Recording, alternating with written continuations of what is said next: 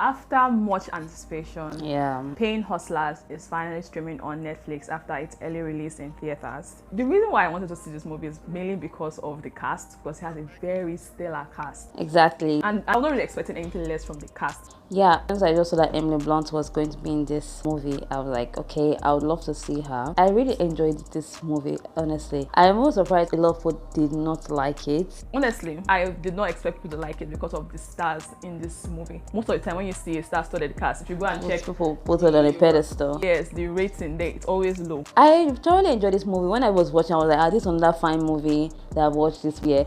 It's not like so out of this world, but it's trying to mirror a society where there was a time where opioid crisis was devastating everywhere, and these are the people that are behind it. So Paying Hustlers was directed by David Yates and the screenplay was written by Wells Tower.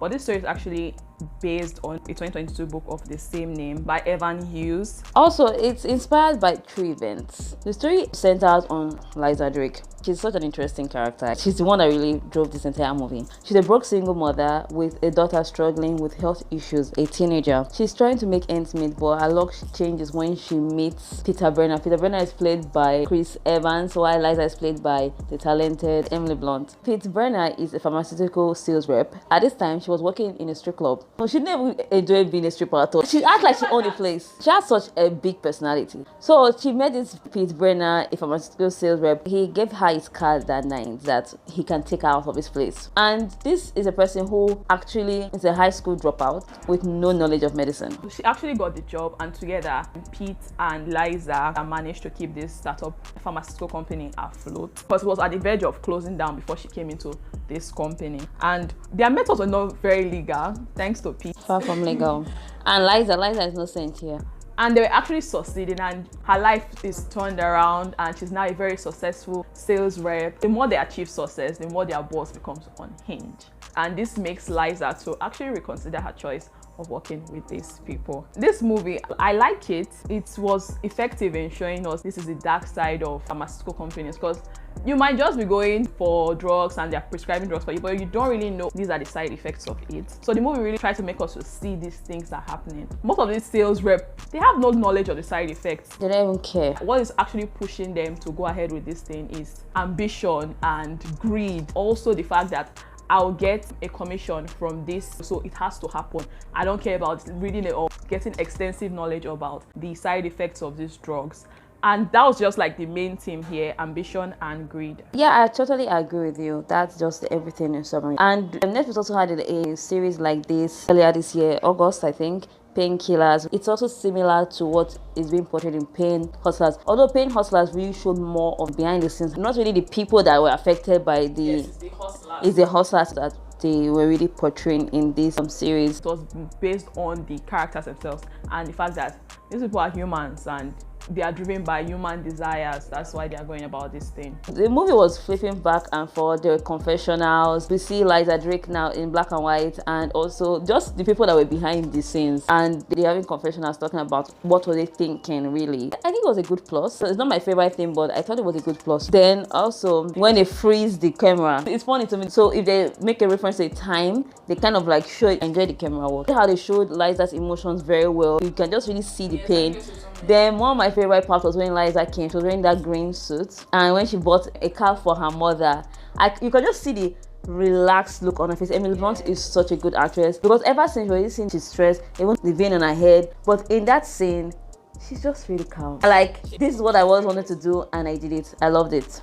The way the movie started with the black and white confessional sections, I think that was really what hooked me. I was like, okay, because for the first couple of scenes, I didn't show Liza. I talked about it. I said, okay, what happened to her? What did she do? Is she the bad guy here? So it really kept me hooked there. Then when they are thinking something, or when they want to flashback, like you said, it was nice, and they did the transition really seamless. So it would make you laugh and just keeps you interested in the entire thing. We have Emily Blunt playing Liza here. Like we said earlier, this story is based on true life events, and all the characters here are also based on people in the pharmaceutical world. But Liza is a new invention by the writers of this movie. Well thought out, if you ask me. Yes, I like Liza's character a lot. Emily Blunt really killed this role. The mother-daughter dynamic with her own mother. Her mother stressed me, oh my god. But I liked it, I enjoyed it. The costume, Stella, like you could see how her look changed from being this broke person, and as she's getting more successful, you could see how her costumes were changing. Chris Evans tried. He did very well. I like that scene where he was rapping to promote the drug. I like that scene a lot. That was like one of my favorite scenes of Chris Evans. Chris Evans was a background for me. Emily Blunt was the star. She killed everything. Even Andy, their boss, Andy Garcia played Jack Neal. It was refreshing to see him again. There were a lot of nice performances, I can't even lie. However, Emily was everything and more. She played so well. I wish they told us more of the neighbor story, just really incorporated it more. When she moved to that, I was thinking there will be some kind of dynamics here. I wish that they added that part more, but it's still fine. I also like Catherine O'Hara. Yes, the mother. I loved her performance. She was just stellar. I loved her performance. She was stellar, but they're all stars, so you cannot really expect anything bad from these people that have lots of experience in this field. I would recommend this movie to anybody who just really enjoys to gain knowledge or just enjoys movies. It's something that anybody can watch. Yes, you are gaining knowledge and having fun at the same time while watching it. I'll rate this a 4 out of 5. It's really good. I rate this movie 3.5 stars because I felt like after they already succeeded, I just felt like, okay, this movie could have been a little bit shorter. It was like 2 hours long. So I just felt like maybe 1 hour and 30 minutes would have just established all the points that we're going to deliver for us within that time. You should definitely subscribe to this channel if you like movies and movie recommendations, because we have more stuff coming your way. Yeah.